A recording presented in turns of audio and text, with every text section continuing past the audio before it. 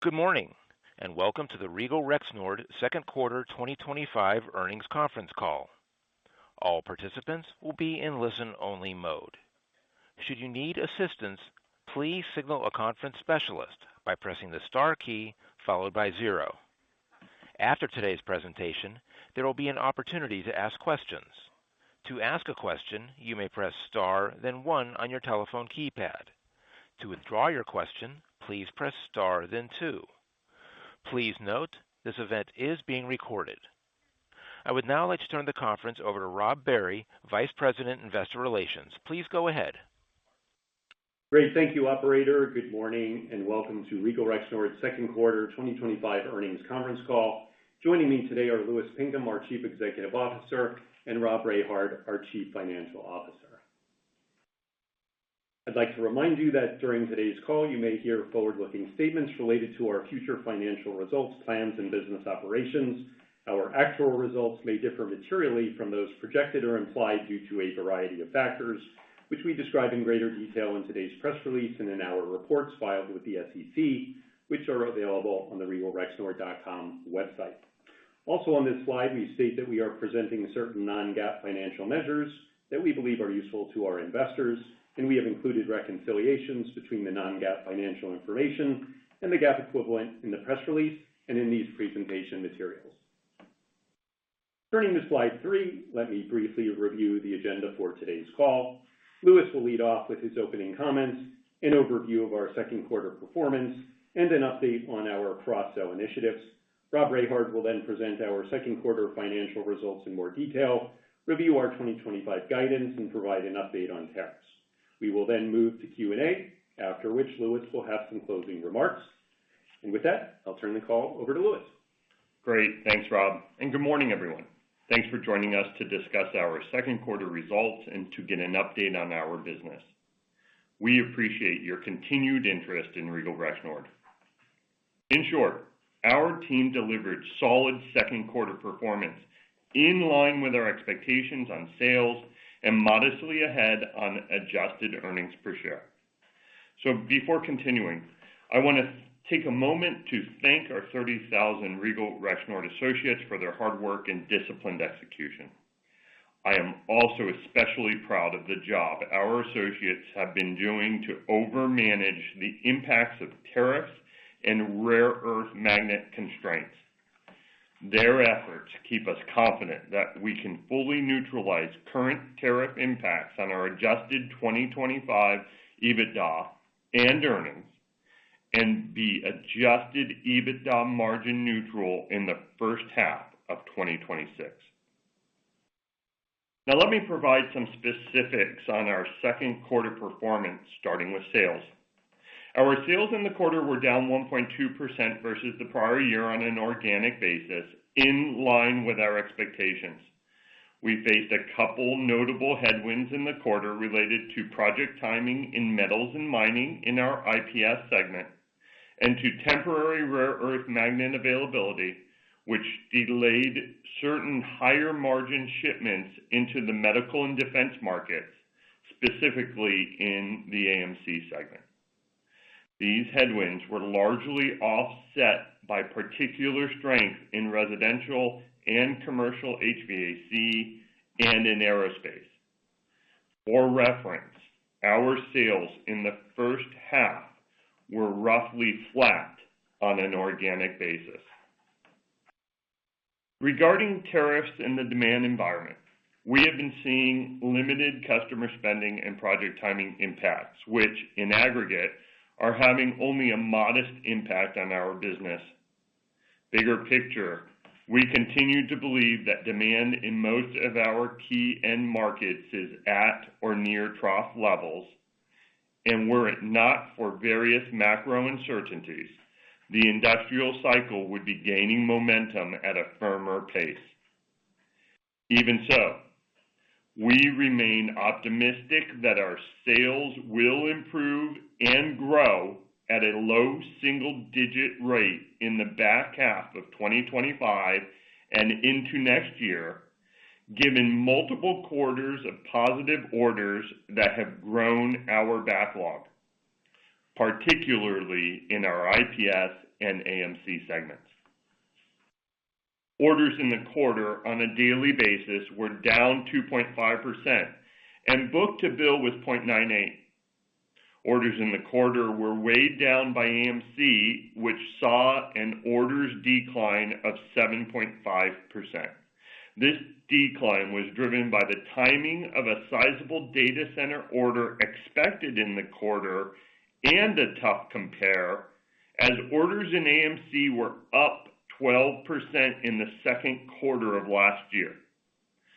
Specifically, a $35 million data center order that was expected in the quarter ended up booking early in July.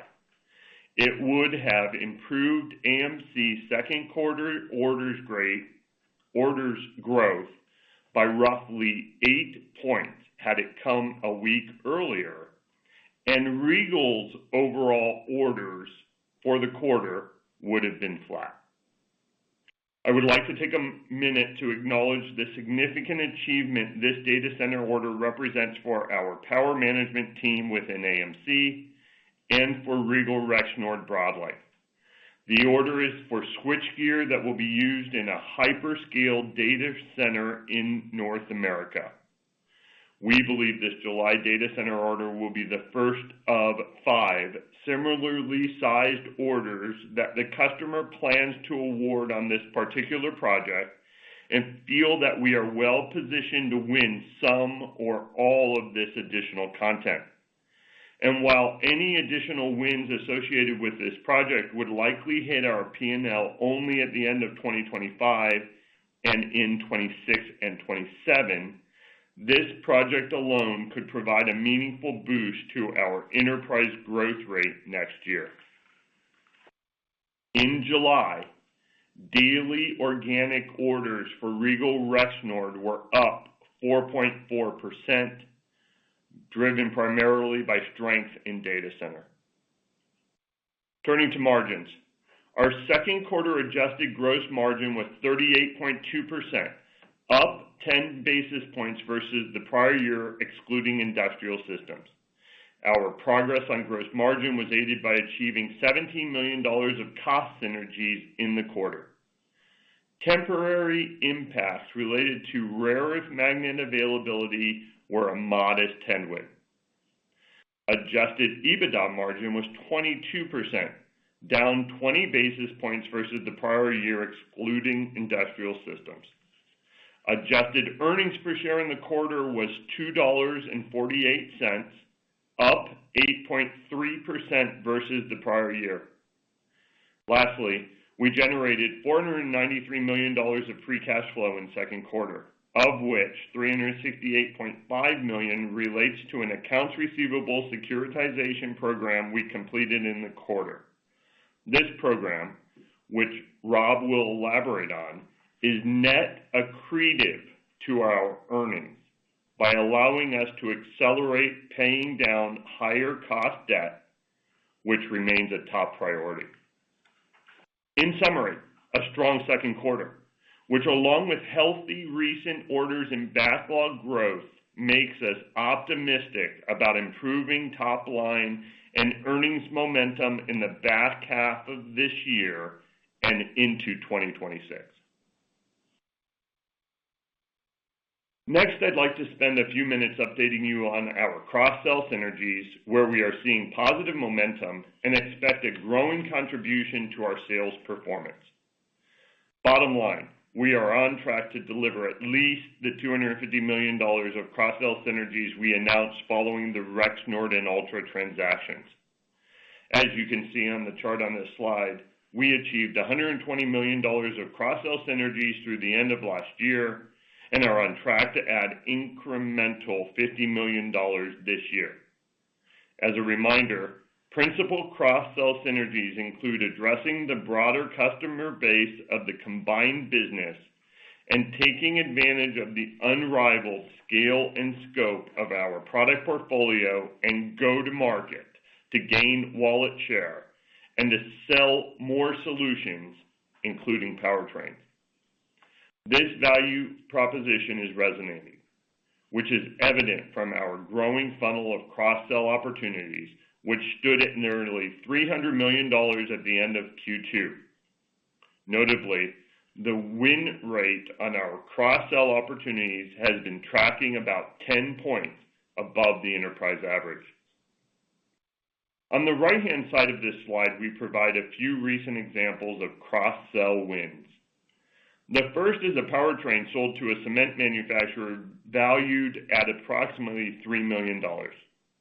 The harsh operating conditions in the cement industry translates to significant estimated lifetime aftermarket sales worth about $12 million, which come with nicely accretive margins. We won by making it easier for the customer to build out a new plant by receiving an engineered solution optimized for efficiency and durability versus individual power transmission components that the customer would have to assemble. The next two examples are of wallet share gains. As we discussed at our Investor Day in September of last year, only 15% of our power transmission customers buy more than one product category from us, even though in most cases they use most, if not all, of the categories we sell. This creates tremendous opportunities for spend consolidation. The scale and scope of our product portfolio, plus significant digital investments that are making it easier to do business with us, position Regal Rexnord as a natural destination for spend consolidation. We expect the initial spend in new categories to ramp considerably as the customers validate our quality and production volume capabilities for the newly added products. Margins on the new categories are at least our OEM fleet average.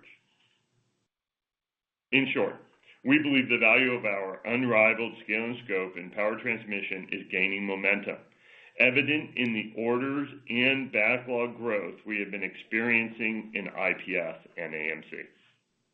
And with that, I will turn the call over to Rob. Thanks, Louis, and good morning, everyone. Now, let's review our operating performance by segment. Starting with Automation and Motion Control, or AMC, sales in this second quarter were down 3.4% versus the prior year period on an organic basis, which was in line with our expectations. The performance primarily reflects weakness in the medical end market, project timing and data center, and temporary challenges related to rare earth magnet availability that limited shipments of certain higher margin products in the medical and defense markets. These headwinds were largely offset by strength in aerospace, which tracked above our expectations. AMC's adjusted EBITDA margin in the quarter was 19.5%, which was below our expectations. The primary driver of the shortfall was delayed shipments of high-margin products containing rare earth magnets due to challenges securing these materials. We also encountered higher costs, such as expedited freight to secure magnets. The other driver of the shortfall, while less severe, was related to the continued destocking of mix-rich products in the medical end market. We believe both of these impacts are temporary. Our ability to secure magnets has improved, and we feel that inventory levels in the medical channel are coming into balance, though most of the anticipated mix improvement tied to these factors will be realized in the fourth quarter. Orders in AMC in the second quarter were down 7.5% versus prior year on a daily basis, for a book-to-bill of 1.0. The decline in AMC's orders, on top of tough year-over-year comps, largely reflects destocking in the medical market and timing of a large data center project order, which, as Louis indicated earlier, slipped into early July. Importantly, had we received the large data center order in the second quarter, AMC's second quarter orders would have been up slightly. AMC's July orders were up approximately 21.5%, reflecting multiple data center wins.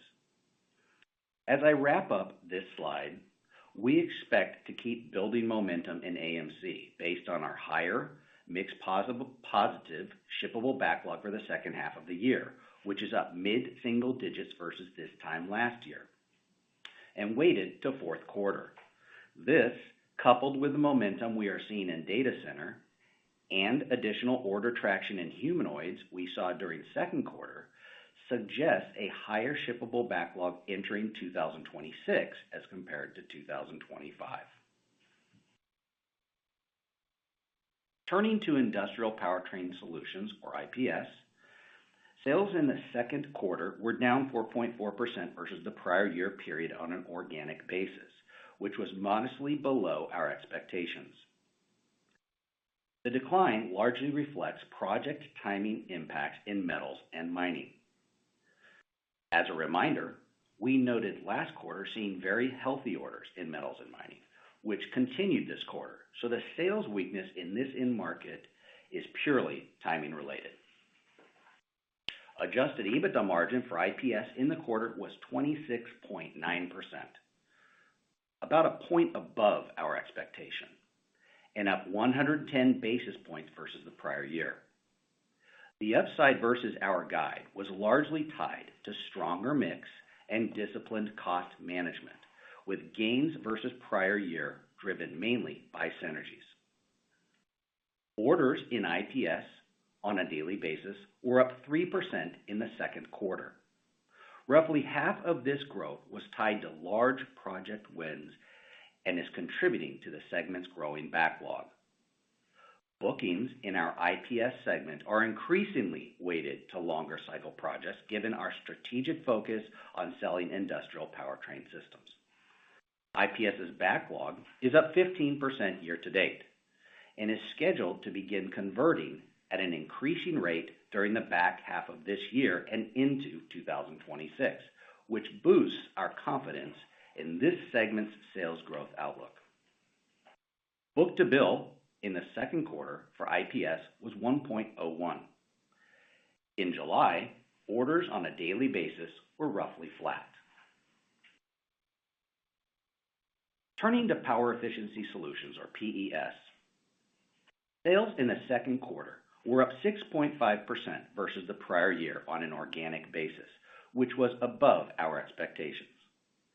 The result primarily reflects strong growth in residential HVAC, which was up almost 20% in the quarter, as well as strength in commercial HVAC, both of which tracked above our expectations. Overall, we were very pleased with this segment's growth in the quarter.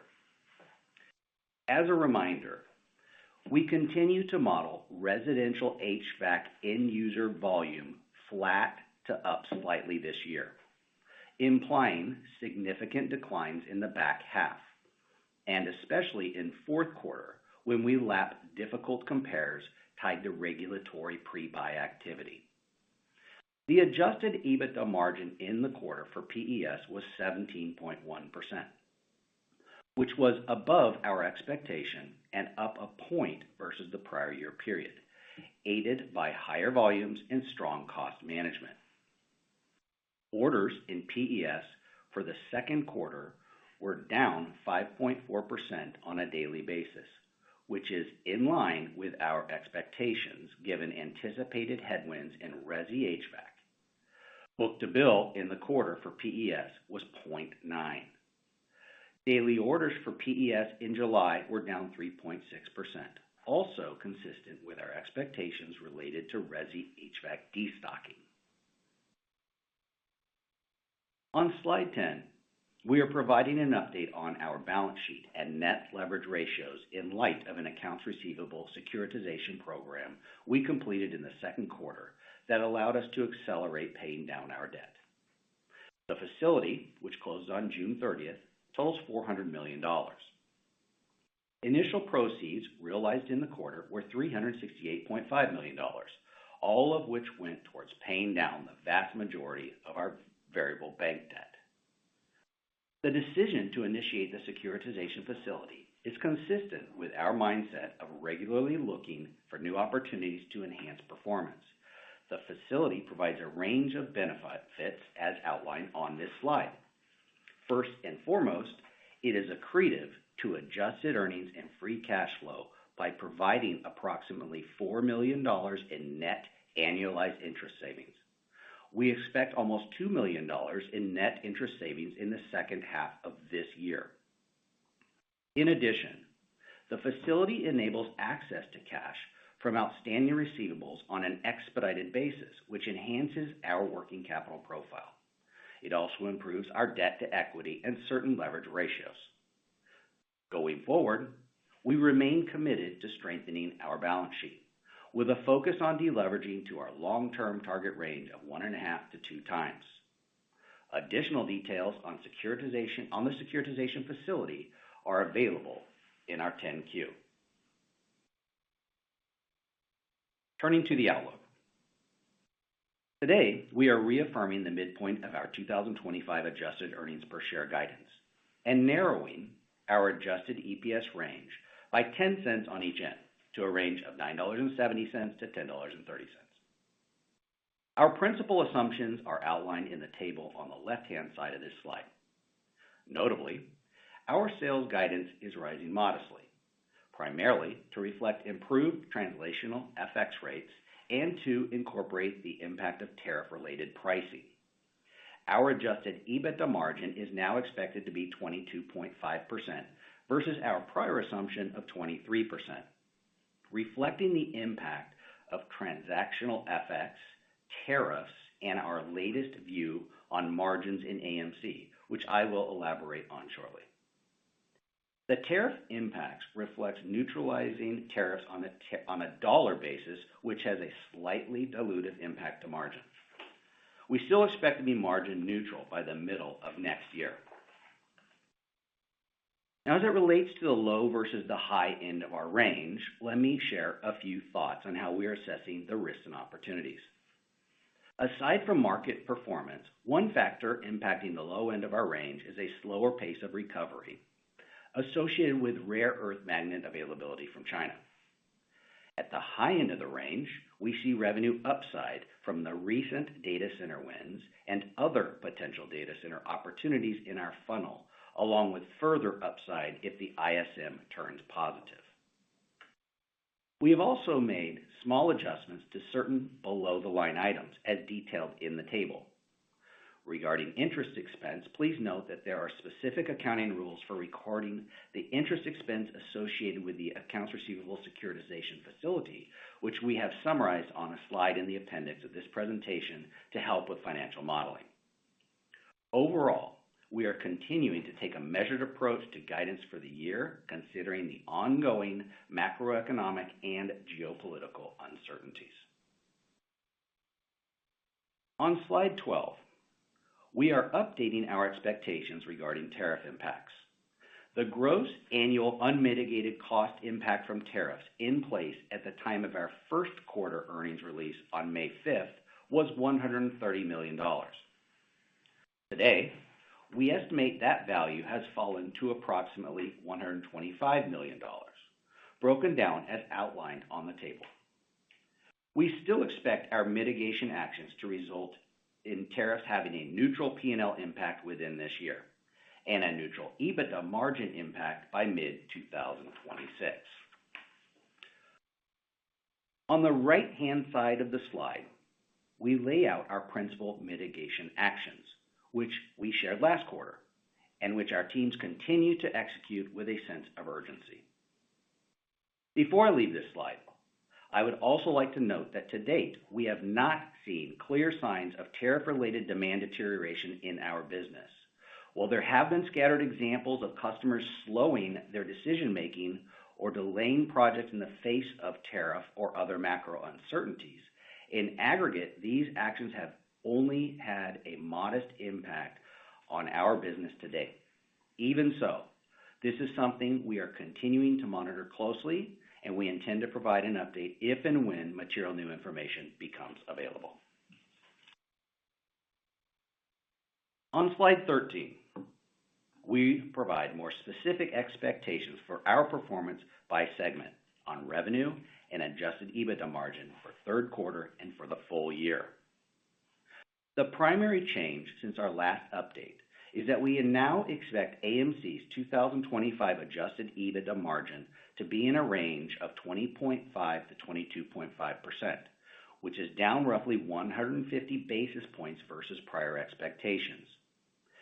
This change largely reflects higher costs incurred to procure rare earth magnets, a footprint optimization project that we pushed to 2026 due to ongoing tariff uncertainty, as well as weaker mix.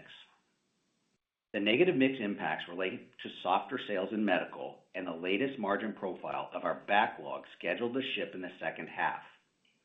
However, once we move past these temporary headwinds, we continue to see a path to AMC adjusted EBITDA margins in the 24 to 26% range, consistent with the midterm guidance provided at our 2024 Investor Day. While not as impactful, but of note, IPS revenue is expected to be up low single digits in Q3 and low to mid single digits in the second half.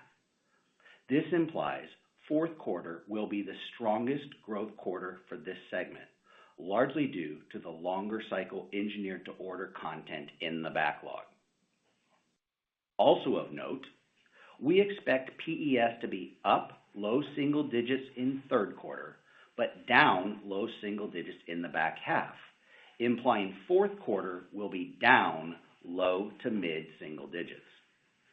Embedded in these assumptions, the Resi HVAC business is expected to be down over 20% in the second half and down over 25% in the fourth quarter.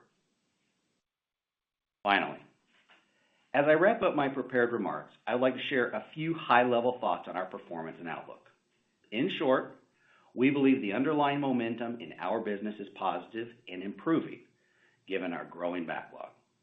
We also still have many opportunities to create shareholder value, which include ample levers to accelerate growth, including cross-sell synergies and a clear shift to selling a richer mix of subsystem solutions, a greater emphasis on new product launches and related vitality, over $70 million of remaining cost synergies, and further progress shifting our capital structure to equity as we generate cash and pay down our debt. In summary, we are confident we can create value for our shareholders in 2025 and many years to come. And with that, operator, we are now ready to take questions. We will now begin the question and answer session. To ask a question, you may press star, then one on your telephone keypad. If you are using a speakerphone, please pick up your handset before pressing the keys. To withdraw your question, please press star, then two. At this time, we will pause momentarily to assemble our roster.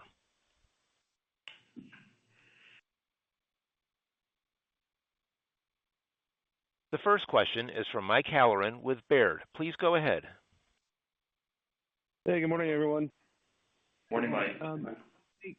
Can you give some context on what you're expecting in the back half of the year from an end market recovery perspective at the midpoint? I know Rob gave the highs and the lows, but also what you're expecting from an order perspective and any variability you're seeing across the segments.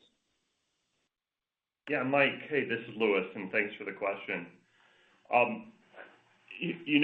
We don't think much has changed from a market situation. Maybe a bit weaker in medical space, but that we expect to recover at the end of the year.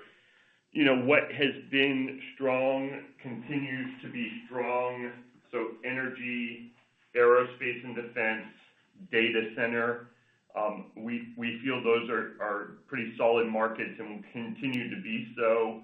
And then from the standpoint of general industrial, so tied to ISM, we do expect that to tick up towards 2026, but we have not assumed any improvement in general industrial. And then you heard from Rob the viewpoint around HVAC, especially residential HVAC, and then commercial HVAC, we expect to be relatively flat.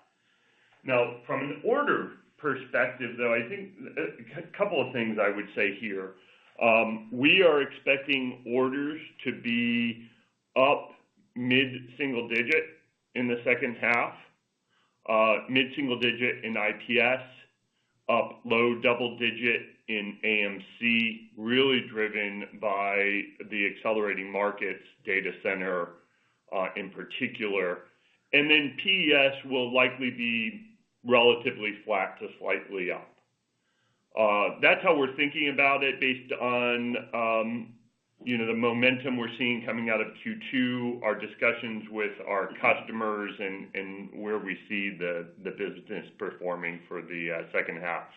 What that should translate to, and we're forecasting, is revenue up in the second half for Regal in low single digits and going into 2026. Hopefully that helps, Mike. No, that does. And then I guess twofold question, and admittedly unrelated. Can you just give some context on the exposure to the rare earth magnets?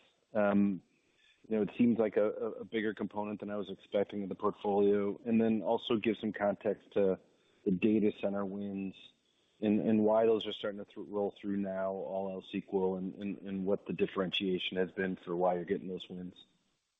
Yeah, happy to provide a little bit more color there. So rare earth magnets, from an enterprise perspective, actually rare earth magnets are in products that represent only about 1% of our sales. However, in the quarter, we certainly experienced challenges, and actually we had to shut down a facility for a couple of weeks in the quarter because we did not have inventory, and this is completely due to the challenges of procuring magnets given the volatile trade policy situation with China. We have largely addressed these challenges at this point and expect to catch up on these shipments in the back half, especially in fourth quarter. And so even with the 1% of sales exposure, we expect to close this to a neutral impact in the year, but did have an impact to us in Q2, will ramp in Q3, and then will accelerate for Q4. So that's rare earth, Mike. Moving to data center, honestly, we're well positioned in the data center market, and this is a market that you win large projects.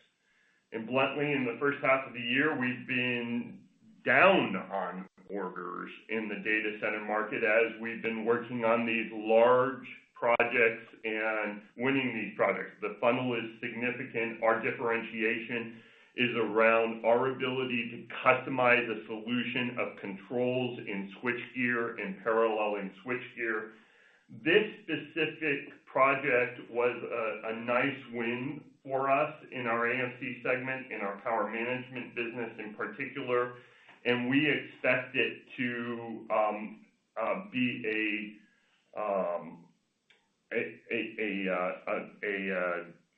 a momentum in the space for us to grow further. So a nice win for us.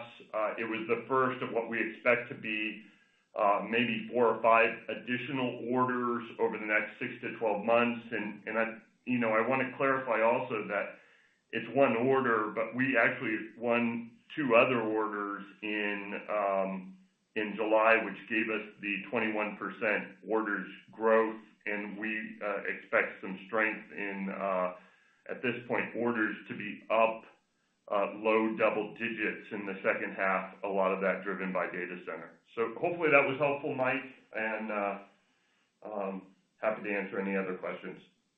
It was. Thanks, Louis. Appreciate it. Thank you. Thanks. The next question is from Kyle Menges with Citigroup. Please go ahead. Good morning. Thanks for taking the question, guys. Morning. Seems like gaining momentum in IPS with the backlog up year to date and expecting, I think, to be exiting the year, it sounds like, just in the fourth quarter for IPS organic growth in that kind of mid-single digit range. So I'm curious just what's the expectation for first half 26? Should we be extrapolating that 4Q run rate into the first half of next year? And then seems like July orders, I think you said were flattish in IPS, but you said to expect orders up mid-single digits in IPS. So I guess just what's giving confidence in a reacceleration, I suppose, from July. Yeah, a couple things there, Kyle, and thanks for the question. Specific to next year, it's a little early for us to be providing a forecast. What I did say in my prepared remarks is that we would hope to enter, or we expect to enter next year with low single-digit growth, and I think that's a good measure at this point. Specific to IPS, I always say with my team, 1 month does not make a trend, but you need to hit the quarter. And so I think that's the discussion around IPS for the month of July, with no concern on flat orders growth. Again, that's after 3% in roughly 3% in Q2, 8% in Q1. We expect that just to be a 1 month, and then for the quarter, we'll still hit a mid-single digit. So we're not concerned at all on that point. Our funnel is strong in IPS. We talked about this on the call, the cross-sell funnel being $300 million. The majority of that is in IPS. So again, what gives us confidence on the orders is we see it in our funnel. And if ISM improves a bit more, we'll see further orders growth. And just to close that off, again, our backlog is up 15% year to date in IPS, and so that's what's giving us optimism. Hopefully that's helpful. Thanks, Louis.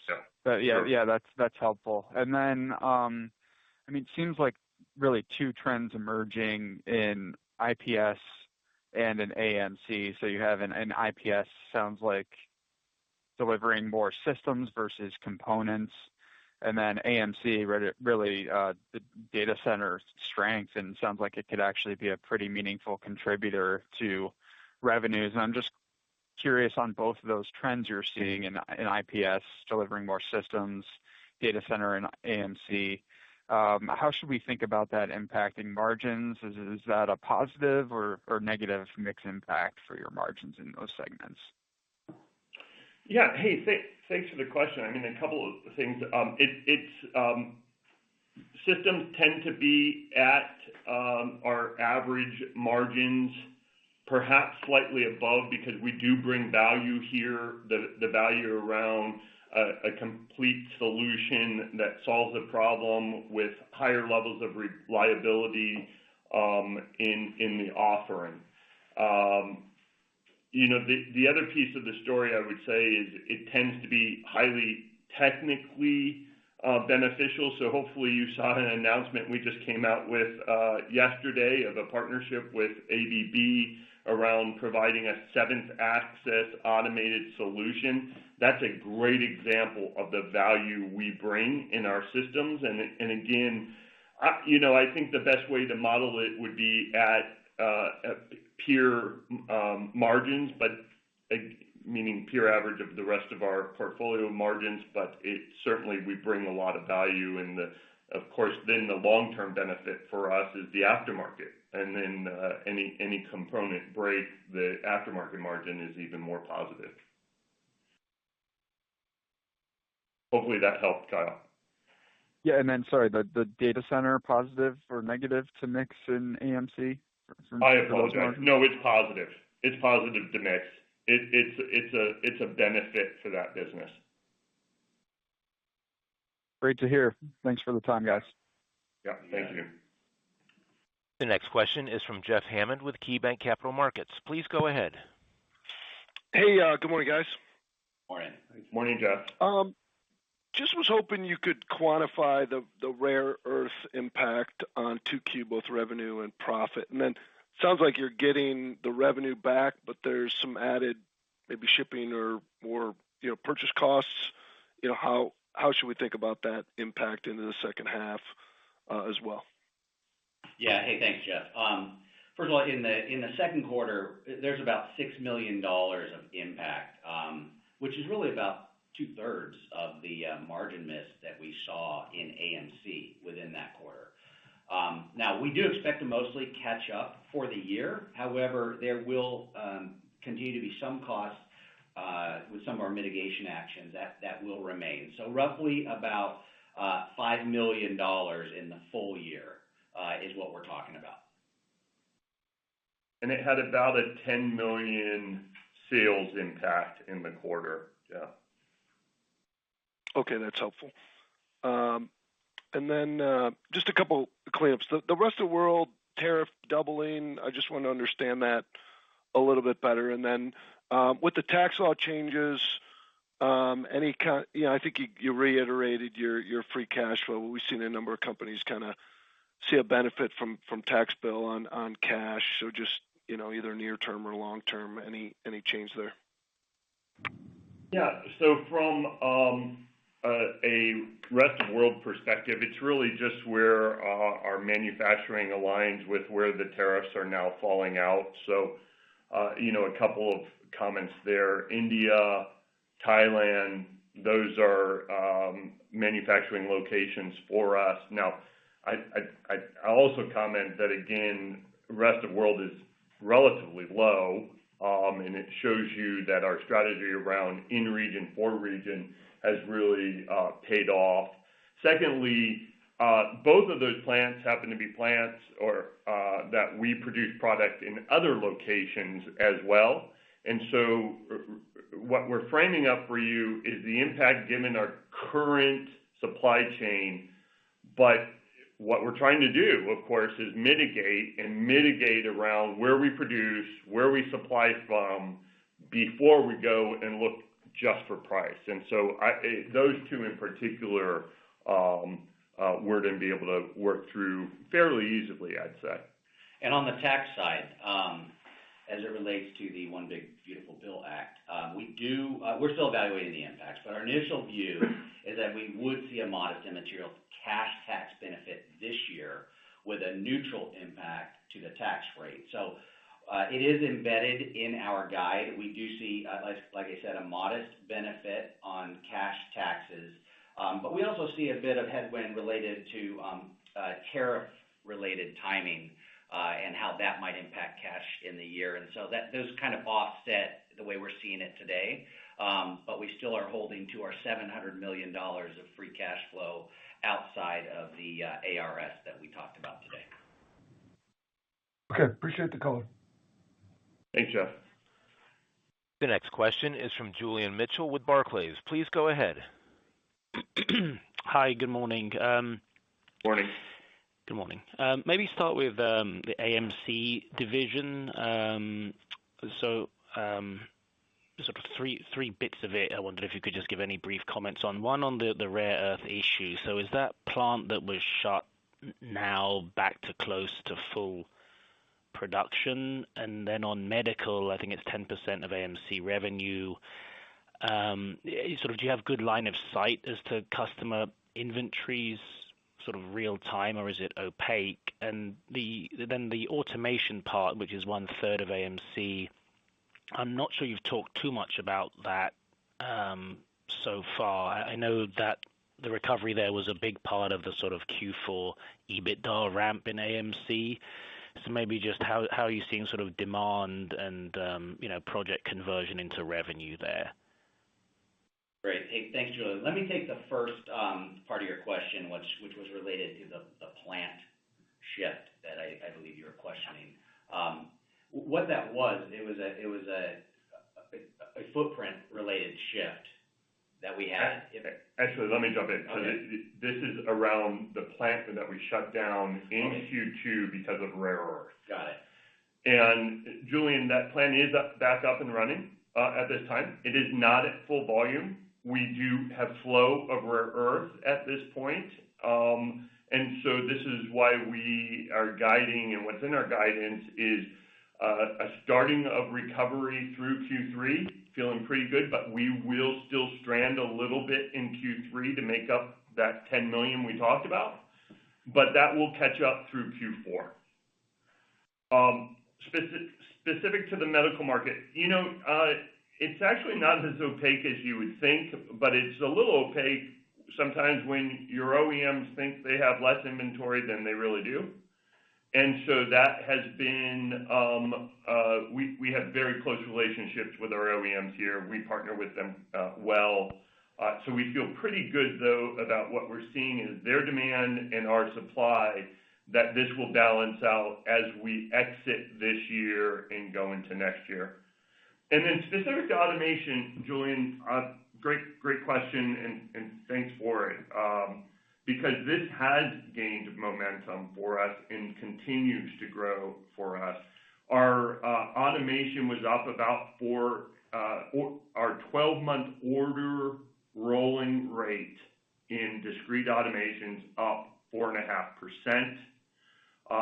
We see our backlog up low double digits for shipment in the second for shipments, and it is up year over year 12%. And so you're right, that is what's also giving us a little bit of confidence, or is giving us confidence in the margin step in the second half. Hopefully that answers your questions. That's very helpful. Thank you, Louis. And then one quick follow-up, maybe for you, Louis, again on the sort of environment, I guess, of conversion of orders to revenue, because you and many of your sort of short cycle industrial brethren have seen good orders or better orders for the best part of a year, but the revenues seem stuck in the mud still. So I suppose, maybe flesh out why you think that's happening, and is there maybe less visibility than in the past on the conversion rate of orders into revenue? Yeah, so Julian, and perhaps we can do a better job of trying to cut the data to provide input here, but I guess I would caution you on thinking we're short cycle industrial anymore. It's parts of our business for sure. PES, short cycle. IPS and AMC moving more longer cycle. So the majority of this the challenge of being able to translate orders into sales are in our larger projects, our system solutions, our longer cycle businesses. And so this is, we feel like we're on the precipice of the second half showing mid-single digit growth in both IPS and AMC, and so it's starting to move in the right direction. But it's all, for me, linked to our order strength in both AMC and IPS have come from longer cycle projects and applications. Hopefully that helped. That's great. Thank you. Thanks, Julian. The next question is from Sari Boroditsky with Jefferies. Please go ahead. Hi, thanks for taking the question. Just building on the data centers, could you just talk a little more about your competitive position? And are you seeing demand broad-based, or are you levered to one customer? As I think you mentioned several large orders within the same customer. Yeah, sorry, thank you for the question. So let me take the second half of the question first. We did win a few orders in July that we feel good with different customers, so we are not levered to one. But we called out the $35 million in particular because we've been working on that project for a while and expected that project to close in second quarter, but instead closed in July. I would tell you that our funnel has never been stronger in the data center space. Certainly with the growth of the hyperscale data centers, we're nicely positioned. Our value prop really is around our ability to provide customized solutions and customized controls. Some of our larger peers, because we do compete with some large peers here, tend to be a bit more focused on standard offering. But our value prop is our engineers partnering with the data center designers around custom solutions, which is valued. So we feel well positioned here and expect it to be a positive growth tailwind for us into 26. Hopefully that helped. Yeah, I appreciate the color. And then again, thanks for all the detail on the orders. The data center obviously helped in July. So could you just provide some color on what you saw excluding this large order and just anything on underlying demand trends within July? Because I think you provided the quarter, but not just July without it. Thanks. I believe that the orders, it would be up slightly, excluding that large data center order in July. I appreciate the color. Yeah. The next question is from Nigel Coe with Wolfe Research. Please go ahead. Thanks, everyone. Good morning. Can we just talk about the AMC second half margin ramp?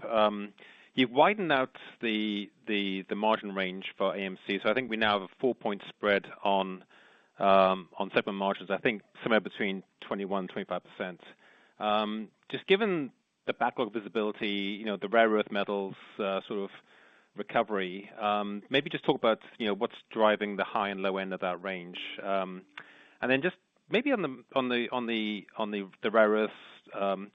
It doesn't seem like, from what we're hearing, that's resolved for the U.S., a lot of U.S. manufacturers. So just maybe talk about the nature of what you've achieved here in terms of, is it a multi-year sourcing agreement? Any help there would be good.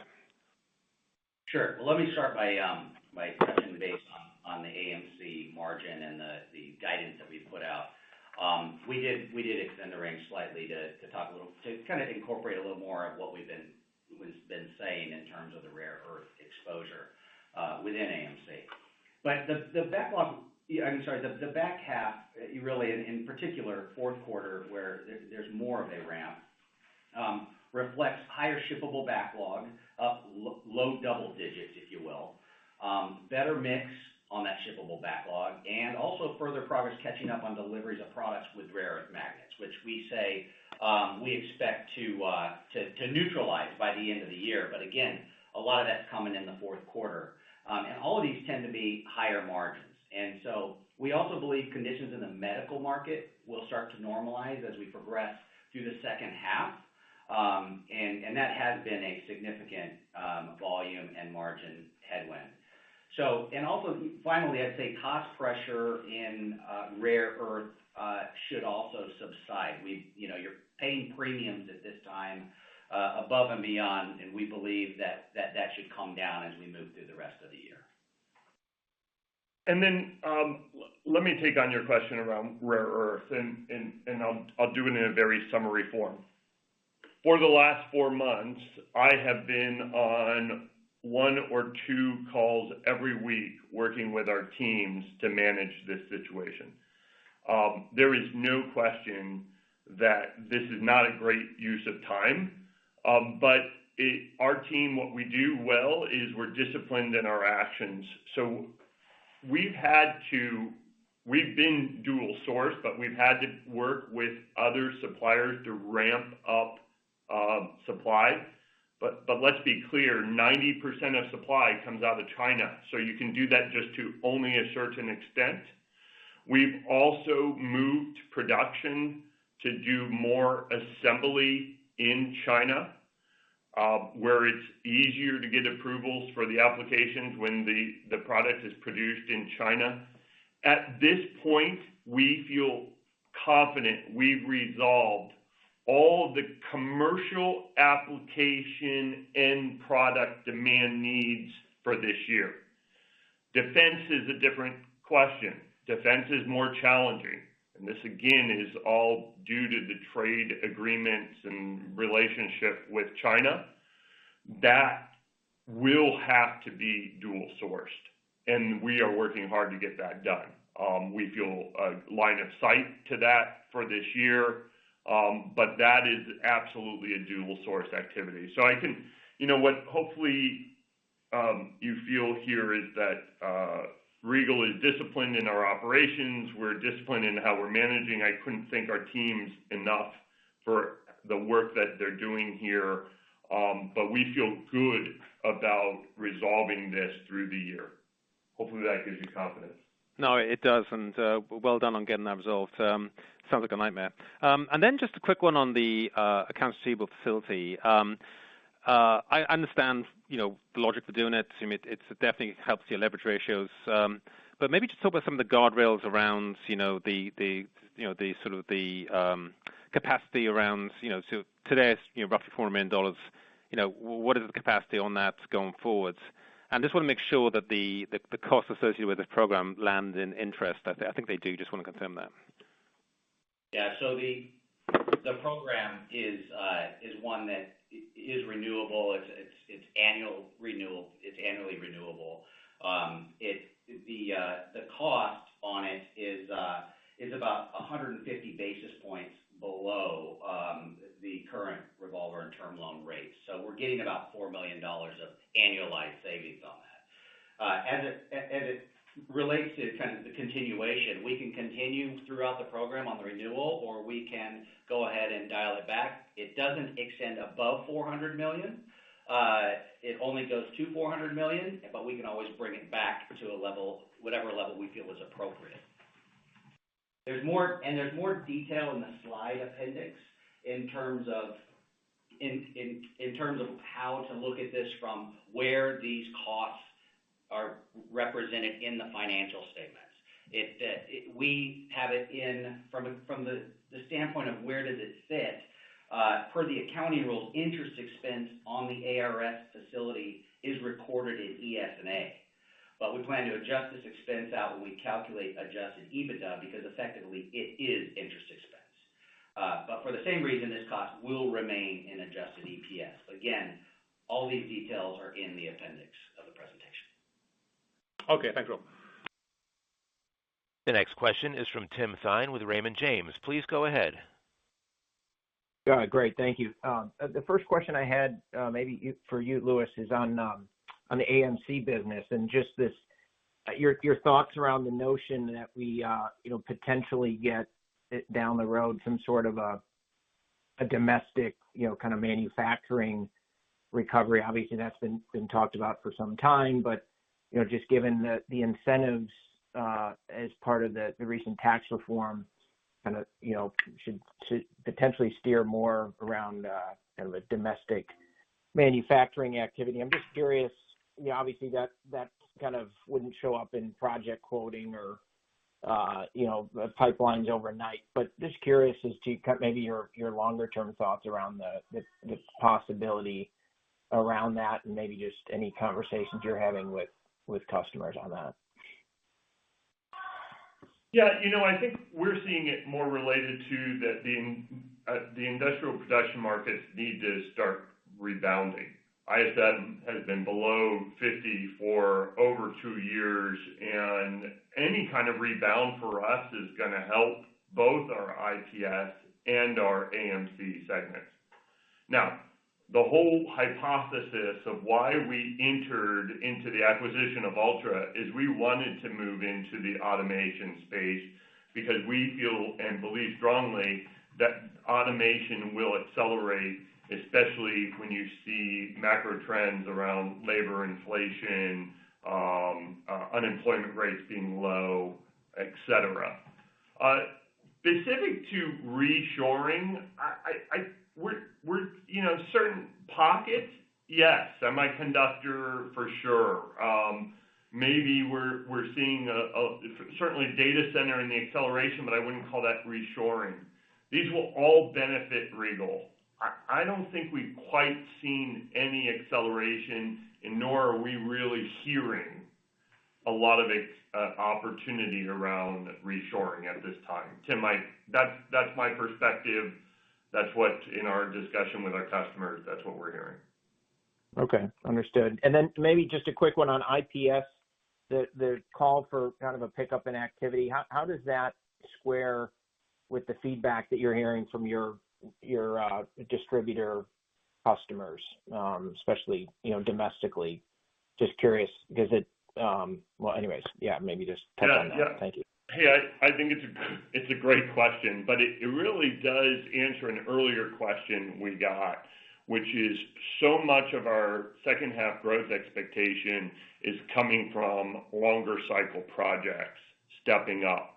You're right, the distribution space, we heard a couple of the public companies come out and say volume sales were down low single digit. But I then linked that to, again, we are 2+ years of ISM below 50. We strongly feel industrial production is going to come back, not in a significant way, but 2026, we're thinking industrial production is a bit more positive and the ISM goes above 50. Now we're in August and I'm giving you our forecast for what happens in 26. We are not expecting in the second half of 25 any kind of step up around our distribution sales. Hopefully that helps, Tim. It does. Thank you, Louis. Sure. The next question is from Joe Ritchie with Goldman Sachs. Please go ahead. Hey, good morning, guys. Morning. Morning, Joe. So I know we've talked about the rare earth topic maybe ad nauseum at this point, but I do have another question. We hadn't really heard much issues with rare earth from some of your peers or really across the sector. I'm just wondering, Louis, you provided some commentary around being dual sourced for portions of it. I'm like, is it something about the way you're sourcing, supply chain, that it was a bigger issue for you guys this quarter than maybe some of your peers? And then the follow-on to that is are you at all concerned about any share loss associated with those programs? Well, first of all, our peers in this space, and thanks for the question, Joe. Our peers in this space actually tend to be more private companies than public companies. You're not going to see a direct peer here in providing ultra-high precision motors that you can compare to, certainly not in our typical public company space. We actually think we're in a better supply chain overall situation because of the global nature and our ability to transfer production into China to be able to support this challenge. So we do not feel we're losing share. If anything, actually, a couple of the private peers are in countries that have been placed with significant tariffs, and as long as those tariffs stick, we think there might be opportunity in our quoting on some projects that would allow us to win some share. So no, it has been relatively challenging, but again, the team's done a great job managing through, and we see this could actually be potential upside for us. That's interesting. That's helpful color, Louis. And then just real quickly on the near term, also for AMC, just given that the guide is the widest there, both from a sales and EBITDA margin standpoint. And my guess is that it is related to like how quickly you get availability of the rare earth magnets that you're using, but maybe just provide some level of confidence in that range and what are kind of the biggest swing factors for the third quarter? Yeah. Hey, so you're spot on around why we opened up the range a little bit more in Q3. Right now, the flow of magnets is pretty strong. And I would say the reason why there's potential upside is some of these data center orders and being able to move a little bit faster in execution towards the end of Q3, if that's possible. So you're right. We opened it up for that reason, but we feel pretty good on the 6th of August that today's the 6th, right? Yeah, sorry. 6th of August, that the flow of rare earths is what we expected based on the guide, and our opportunities are to hit the midpoint is pretty confident. Okay, great. Thank you. Sure.